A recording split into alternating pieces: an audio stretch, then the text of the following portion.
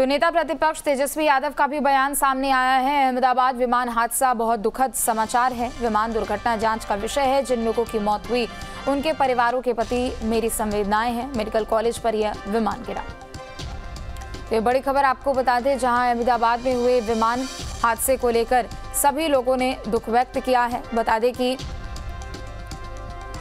Medical college पर यह विमान गिरा था, जिसके बाद कल ये बड़ा हादसा हुआ है। तेजस्वी यादव नेता प्रतिपक्ष, उनका बयान सामने आया। उन्होंने कहा कि अहमदाबाद में जो विमान हादसा हुआ वो बहुत दुखद है। उत्कर्ष हमारे साथ लगातार बने हुए हैं।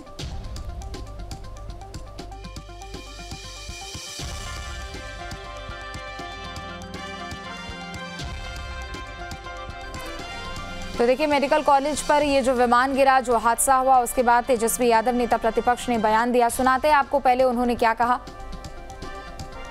अहमदाबाद से घटना हो गई है, कई फ्लाइट हमको अभी बहुत ही दुखद समाचार हमको प्राप्त हुआ है और 200 से भी ज़्यादा पैसेंजर, 242 के लगभग जो है पैसेंजर्स थे। एयर इंडिया की फ्लाइट जो लंदन जा रही थी, टेक ऑफ होते ही जो है दुर्घटना का शिकार हुआ है।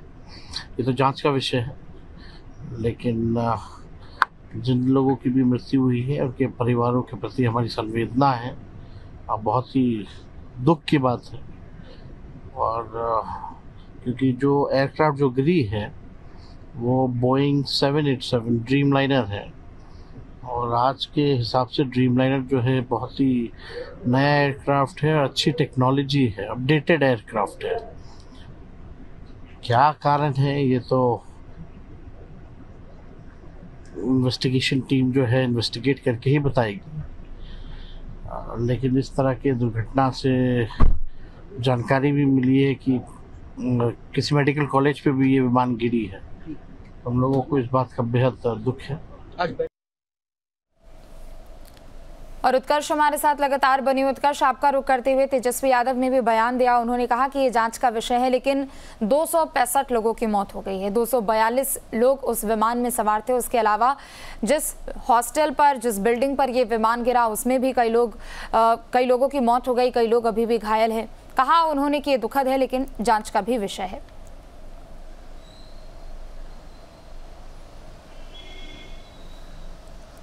बिल्कुल, देखिए जिस तरीके की घटना हुई है, चाहे वो बिहार के प्रतिपक्ष के नेता हों, चाहे बिहार के मुख्यमंत्री हों, सभी ने संवेदना व्यक्त की है। देखिए 242 जो पैसेंजर्स और क्रू मेंबर्स थे उन सभी की जान चली गई, महज एक व्यक्ति के अलावा।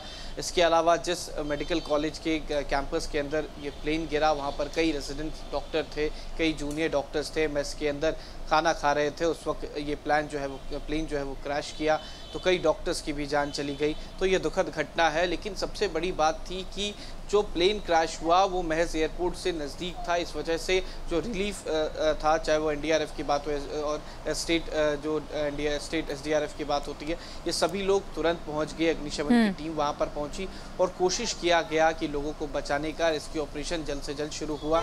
लेकिन जिस तरीके से जो कह सकते हैं इंटरनेशनल फ्लाइट्स होती है, उसमें सबसे ज़्यादा जो ईंधन होता है वो रखा जाता है, और ऐसे में जब प्लेन क्रैश हुआ तो सभी ईंधन जो है वो बाहर बिखर गया और इस कदर ब्लास्ट हुआ मानो कि किसी बम के फटने की तस्वीरें नज़र आई। हमने भी वो तस्वीरें दिखाई, किस तरीके से प्लेन क्रैश हुआ तो किस तरीके का काला धुआं जो था वो पूरे आसमान में फैल गया, सारे जो फ्यूज़ थे वो बर्न हो गए और इसी वजह से इस तरीके की तस्वीरें आई। जो सभी डेड बॉडीज़ थे वो पूरी तरीके से झुलस गए। अब आखिरी में डीएनए सैंपल जो है वो कलेक्ट किया जा रहा है ताकि पता चलेगा कि कौन किसके परिजन है। उनकी डेड बॉडीज़ जो है, जो शव है, उन्हें दिया जाएगा पोस्टमार्टम के बाद।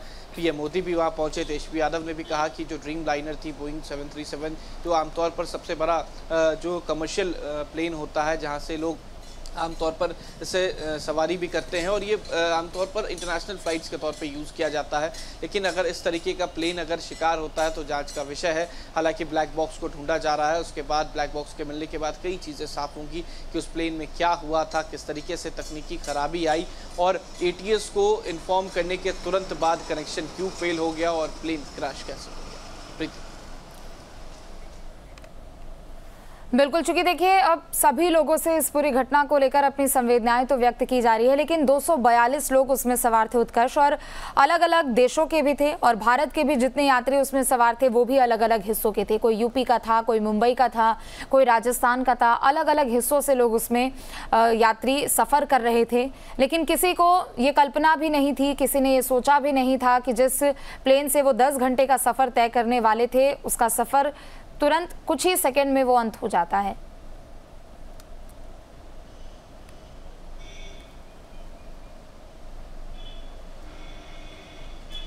बिल्कुल प्रीति, जो घटना हुई है बीते दिन वो काफ़ी दुखद घटना है और किसी को ये अंदाज़ा तक नहीं था कि जो घटना उनके साथ घटित होने वाली है वो किस तरह की होगी, कैसी भयावह होगी। उसमें खुद गुजरात के पूर्व मुख्यमंत्री भी मौजूद थे। विजय रूपानी अपने परिवार से मिलने के लिए लंदन जा रहे थे, लेकिन वो घटना, वो आखिरी फ्लाइट कह सकते हैं कि बोर्ड जो था उनका था, उसके बाद इस तरीके की घटना हुई।